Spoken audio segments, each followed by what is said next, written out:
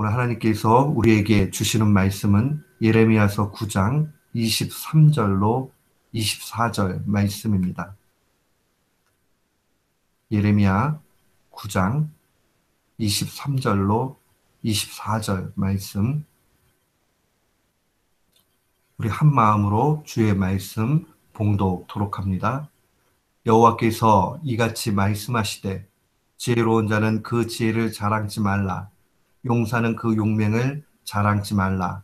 부자는 그 부함을 자랑치 말라.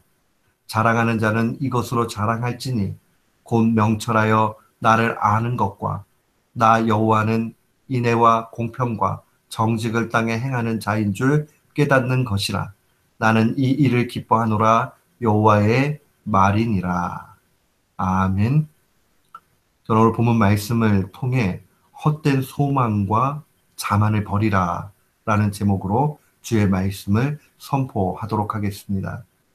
현대 정신분석가인 에릭 프롬이 이 미국으로 망명하고 나서 1941년도에 자유로부터의 도피라는 그러한 책을 썼습니다. 거기 내용에 보면 우리의 인생이 건강하게 가기 위해서 이 자아가 건강해야 되는데 자아를 지탱하는 요소로 경제나 명성이나 권력을 이야기합니다. 가지고 있는 소유, 또 남들에게 평가를 받는 그런 명성, 또 내가 어떤 힘을 행사할 수 있는 권력이 인생의 그 자아를 지탱하는 요소다라고 이야기를 합니다. 그런데 그도 이러한 요소들이 잘 지탱되어질 때에 결국 인간이 추구해 나가는 것은 참된 자유를 추구해 간다라고 그렇게 이야기를 합니다. 그러니까 사람이 경제나 명성이나 또 권력 같은 거 얻어도 이것이 진짜 최종적으로 추구하기 바라는 것은 참된 자유라는 의미입니다. 그런 자유에 대해서 이야기할 때에 소극적인 자유와 적극적인 자유를 이야기합니다. 소극적인 자유라는 것은 어떤 속박으로부터 벗어나는 것, 그래서 몸으로부터의 자유를 얘기를 합니다. 그런데 그가 분석해 봤을 때는 참 흥미로운 결과를 이야기합니다. 사람이 어떠한 속박이나 억압으로부터 벗어나서 자유를 얻으려고 하면 할수록 결국 인간은 고독과 무력에 휩싸이게 된다는 겁니다. 그래서 더 적극적인 자유를 추구하게 되는데 그것이 바로 어떤 것으로 나아가는 자유, 한마디로 이야기하면 능동적으로 어떤 것에 묶이기를 원하는 그런 모습이 인간 가운데 있다는 겁니다.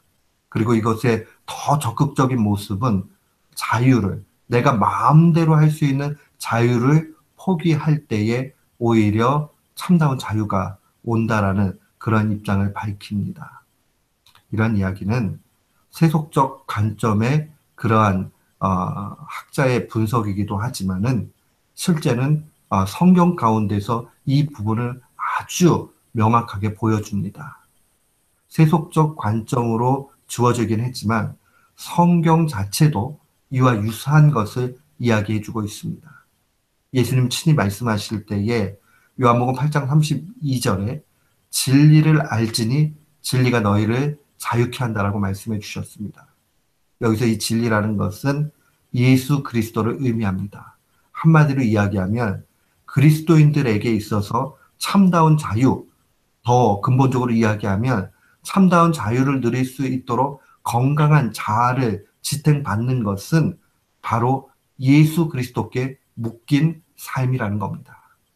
예수 그리스도를 떠나게 되면 우리의 자아는 불안하게 되고 결국 참 자유를 누리지 못합니다. 어떤 사람들은 이런 생각합니다. 아유, 신앙생활 하다 보면 하지 말아야 될 거 너무 많아가지고 힘들어가지고 어떻게 하나. 맞습니다. 겉으로 보기에는 자유가 억압받는 것 같은 생각이 듭니다. 그러나 우리가 예수 그리스도께 완전히 묶이게 될 때 거기에는 참된 자유가 있고 그것이 우리를 가장 안전하게 그렇게 인도해 갑니다. 그래서 예수님께서 베드로 사도를 일컬어서 이렇게 말씀하신 것을 우리는 분명히 봅니다. 요한복음 21장에 부활하신 예수님께서 이렇게 말씀하십니다. 내가 진실로 진실로 네게 이르노니 네가 젊어서는 스스로 띠띠고 원하는 곳으로 다녔거니와, 스스로 띠띠고 원하는 곳에 다녔다는 것은 네 마음대로 자유롭게 다녔지만은 늙어서는 네 팔을 벌리리니 남이 네게 띠띠우고 원하지 아니하는 곳으로 데려가리라. 이제 부활하신 예수 그리스도를 만나고 나서 새로운 존재가 된, 그래서 예수 그리스도께 묶여서 참 자유를 누리게 된 베드로에게 필요한 것은 완전히 자기의 자유로부터 빠져나와서 하나님의 자유로 그렇게 추구해 나아가는 것. 하나님께 묶일 때에 비로소 참다운 인생의 가치를 누리게 된다는 의미입니다. 이것은 베드로에게만 국한된 이야기가 아닙니다. 우리에게도 마찬가지죠. 우리 마음대로 살 수 있어요. 또 하나님이 그 마음대로 살 수 있는 자유를 주셨어요. 그런데 그 자유가 참된 자유로 나아가기 위해서는 우리가 스스로 하나님께 묶여야 됩니다. 자아가 흔들리지 아니하는 근본적인 성경적인 요소를 오늘 본문은 명확하게 보여줍니다. 23절은 헛된 요소를 보여주죠. 지혜자의 지혜나 용사의 용맹이나 부자의 부, 이거 아무것도 아니라는 겁니다. 이 지혜와 용맹과 부라는 것 대단히 중요한 거예요. 그런데 왜 이게 별것 아니라고 얘기하느냐? 세상 속에서 얻어지는 것, 자기 노력으로 획득될 수 있는 것, 이것은 진짜가 아니라는 겁니다. 그럼 진짜가 무엇이냐?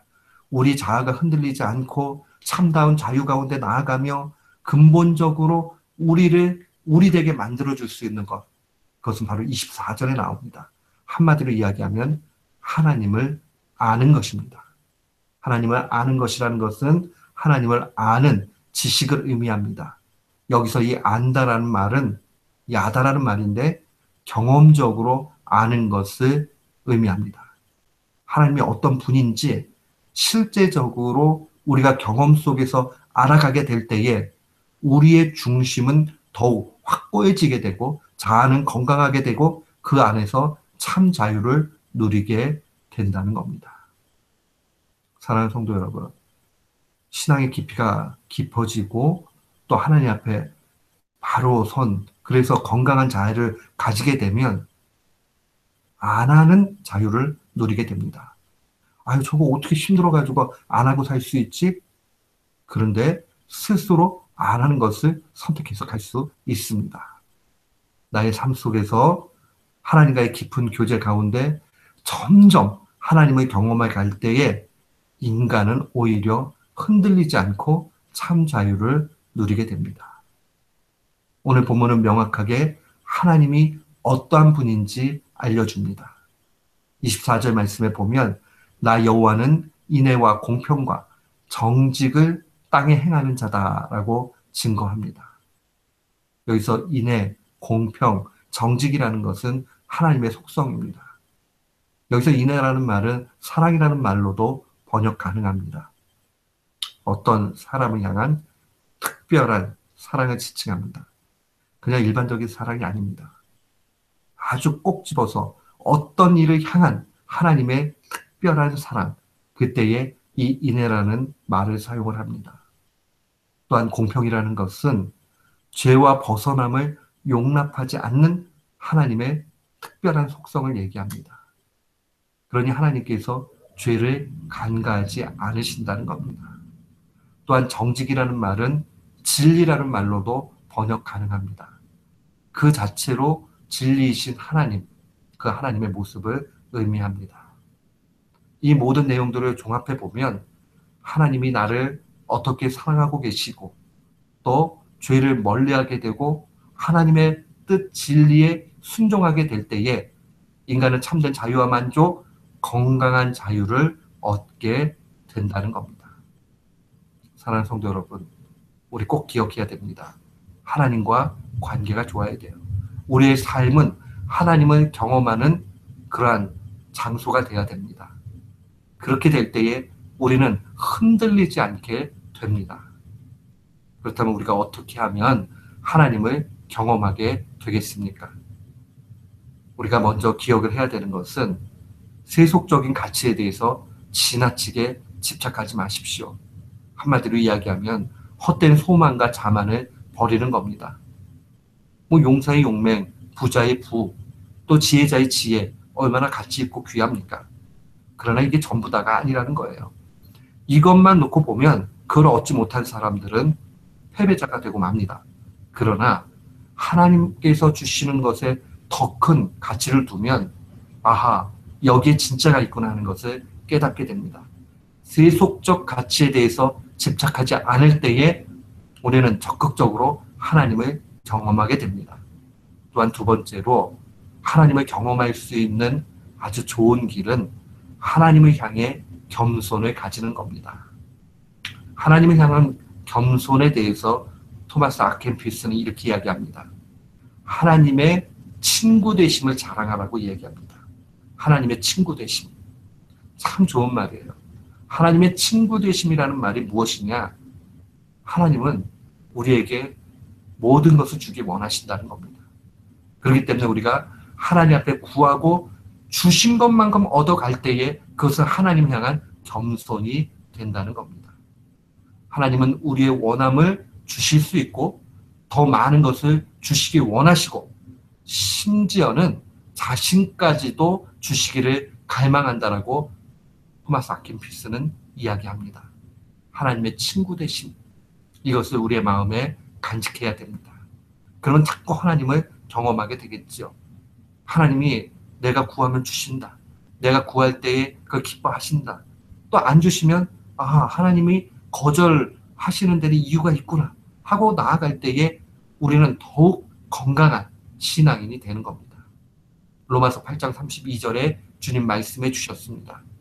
자기의 아들을 아끼지 아니하시고 우리 모든 사람을 위하여 내어주시니가 어찌 그 아들과 함께 모든 것을 우리에게 주시지 아니하겠는가. 하나님께서 원하시면 우리에게 주십니다. 그러나 구하지 않으면 받지 못한다는 사실을 분명히 기억해야 됩니다. 우리는 이 말씀 가운데 하나님을 향해서 더욱 뜨겁게 나아가야 됩니다. 우리의 눈은 세상에 있는 것이 아니라 하나님 나라에 있어야 되고 하나님을 바라볼 수 있어야 됩니다. 사랑하는 성도 여러분, 오늘도 살아갈 때에 이 말씀 마음에 간직하면서 하나님의 친구 되심을 묵상하고 날마다 삶 속에서 하나님을 크게 경험함으로 참다운 인생의 자아, 견고해지고 하나님을 정말 바라보면서 주 예수 그리스도 안에서 참 자유를 누리는 우리 모두가 되시기를 주님의 이름으로 축원합니다. 아멘.